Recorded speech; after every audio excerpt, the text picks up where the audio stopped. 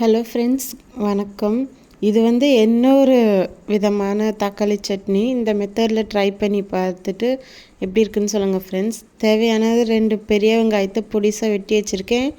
ஒரு 4-5 பல் பூண்டை சும்மா தட்டி வச்சுருக்கேன். தேவையான கருவேப்பிலை எடுத்திருக்கேன். தக்காளி 4 தக்காளி அரைச்சி வச்சுருக்கேன். எண்ணெய் ஊற்றி கடாயில் கடுகு கருவேப்பிலை போட்டு இந்த தட்டி வச்ச பூண்டையும் நம்ம ஆட் பண்ணிக்கலாம். ஆட் பண்ணிவிட்டு வெங்காயத்தை ஆட் பண்ணி நல்லா வதக்கிக்கலாம். தேவையான அளவு உப்பையும் ஆட் பண்ணிக்கோங்க.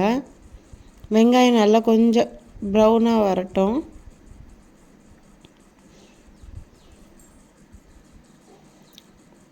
நல்லா கொஞ்சம் வதங்கினதுக்கப்புறம் தேவையான அளவு காரத்தூள், மிளகாத்தூள் லைட்டாக போட்டு நல்லா வதக்கிக்கலாம்.